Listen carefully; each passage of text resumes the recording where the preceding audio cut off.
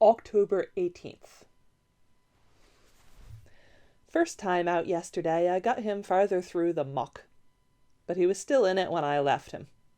I was tired. Jack was sequestered with his objects. The police were about, searching the area. The vicar was out too, offering exhortations to the searchers. Night came on, and later I made my way back to the muck, chasing off a few vermin and beginning the long haul once again. I'd worked on and off for over an hour, allowing myself several panting breaks, when I realized I was no longer alone.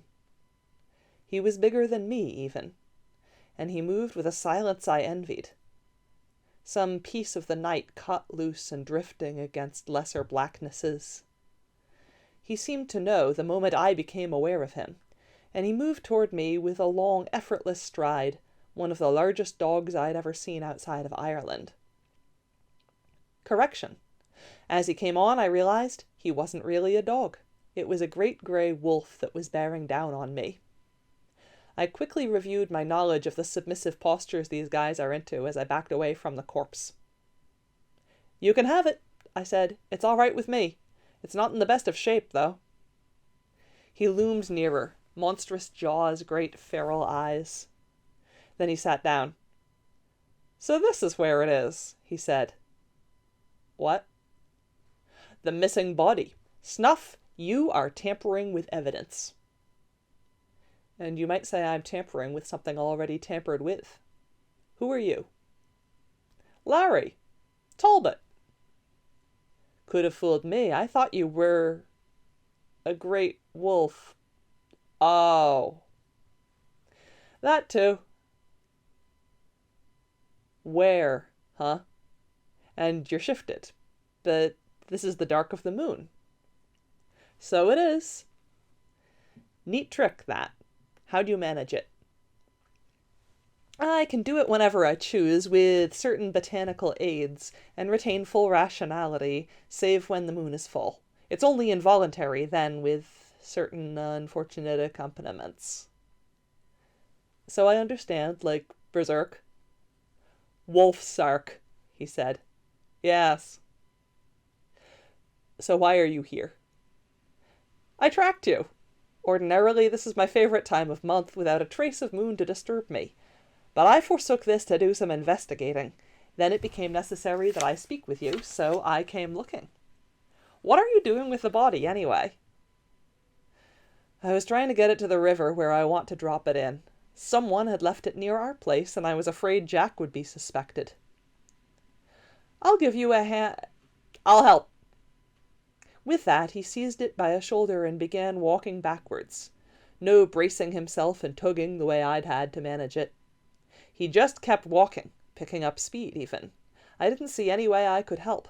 I'd just slow him down if I grabbed hold anywhere. I trotted along beside and watched. An hour or so later, we stood on the river bank and watched the current bear the corpse away.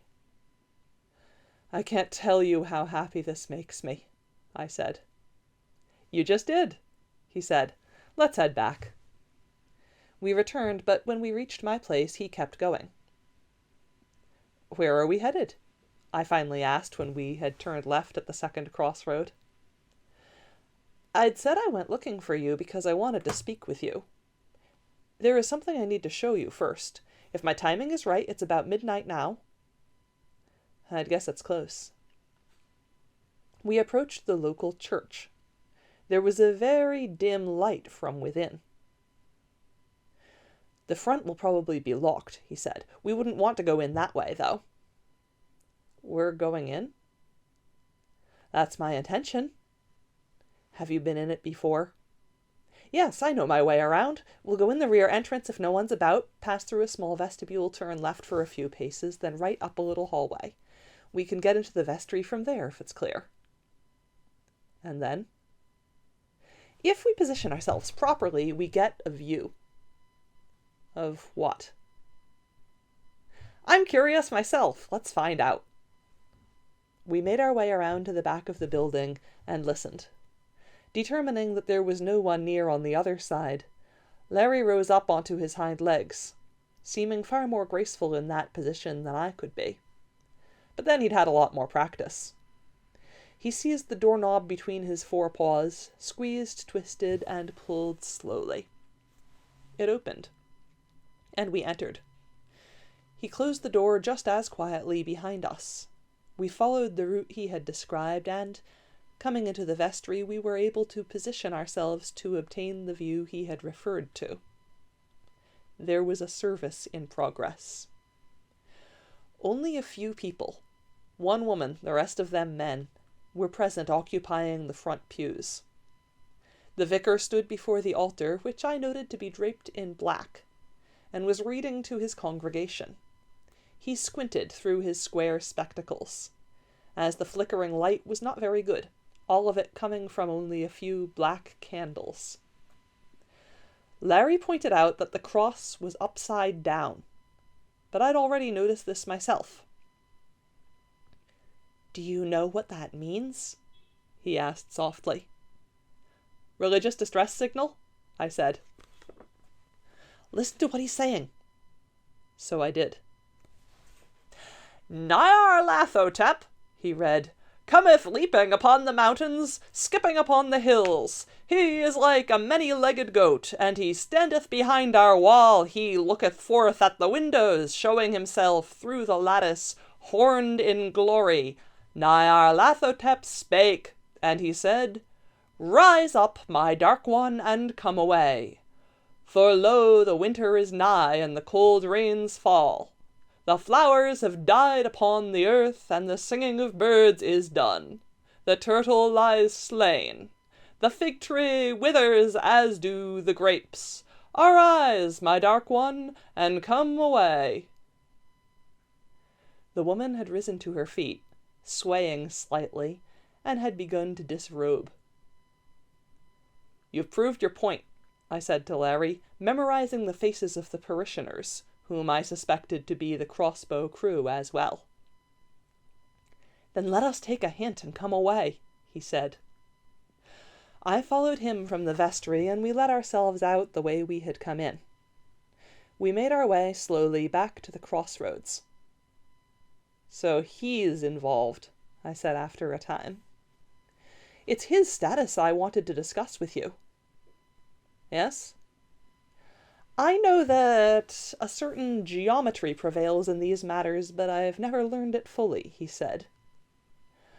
"I do know, though, that it involves the placement of each player's residence." "True. Oh, I see what you're getting at." "Yes, how does his presence affect the pattern? Do you know how to figure these things, Snuff?" "I do. I've been walking lines for some time. Where does he actually live?" "That cottage behind the church is the vicarage."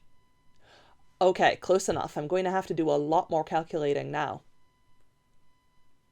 "I need to know the center ground, the place of manifestation, Snuff." "I'd guess that, Larry, and I'll tell you when I figure it. Mind telling me your plans? I've a feeling they're special." "Sorry." "That makes you a part of my problem then, you know." "How so?" "If I don't know what you're up to, I don't know whether to count you as a player, whether or not to include your place in the diagram." "I see." He halted there at the crossroads. "Could you do it both ways, with me and without me, and let me know the results?" "As well as both ways on the vicarage? That'd be damned complicated, having to work it both ways twice. Why are you afraid to tell me? You've as much as said you're a closer. All right, so am I. You happy now? Your secret's safe. We're in this together." "That's not it, Snuff," he said. "I can't tell you because I don't know. I'm an anticipator. I know certain things about the future, and I anticipate being at the center when the moon is full. And yes, I'm on your side. But I'll also be out of my mind that night. I still haven't worked out the formula for bringing it through a moon change intact. I'm not sure I should even be categorized as a player. But then I'm not sure I shouldn't. I'm just too much of a wild card." I threw back my head and howled. Sometimes it's the best thing to do. I went home, made my rounds, thought a lot, and slept. Earlier today I encountered Greymalk as I paced the neighborhood and calculated. "Hi, cat," I said. "Hi, dog. What's the status on your disposal project?" "Finished. Done. Complete. All floated away last night." "Admirable. There were times when I thought they'd find it before you got there." "Me too." "We have to be careful what we talk about now. Or even how we phrase things. But we're adults and we're reasonably intelligent and we both know the score. So, how's it going?" "Not real well." "Math problems?" "I shouldn't say." "It's all right. Everybody's got 'em just now." "Do you know that, or are you guessing?" "It couldn't be any other way, believe me." She stared at me. "I do believe you. What I'd like to know is how you can be so sure." "That's the part I can't tell you, I'm afraid." "I understand," she said, "but let's not stop talking just because we're into the second phase." "Agreed. I think that would be a mistake." "So, how's it going?" "Not real well." "Math problems or identity problems?" "You're sharp. Both." "If you solve the problem of whether Talbot's really a player, I'll trade you something for it." "What?" "Can't say, of course, but it could be useful if things get rough." "I'm inclined to take you up on it, but I haven't an answer yet." "That gives me something right there. Small, but something. So, for whatever it's worth, here's a negative. It can't be the center of a road. The mistress has researched it and found good metaphysical reasons why not." I'd come to that conclusion myself, but I didn't know about the metaphysics. "All right, we're still even." "Talk to you again soon." "Yes, soon." I took a walk to my favorite thinking place. A little hill to the northeast whence I could see the entire area for a great distance. I called it Dog's Nest. I mounted the height of one of the big blocks of stone that lay there, and was afforded a view of the township. Identities. If neither Talbot nor the vicar were technically involved, I had a good candidate for the center. And if only Larry were involved, it still held. Though I was leery of the Count, it would have to be checked out. But the vicar was also a wild card. If he were to be counted but not Larry, an equally good candidate for center came into existence, one I had even visited recently. If he and Larry were both to be counted as players, though, a third possible site of manifestation was created, to the southeast. I hadn't quite figured where yet. I moved in a big circle about the hilltop, pissing on stone after stone as I calculated, partly to keep track of the lines, partly in frustration. Then I had it, and I marked it in my mind. If they both played, then a big old manse about which I knew nothing was the third candidate for the locale. Excitement leaped in my breast like a puppy. Enthusiastic and more than a little naive.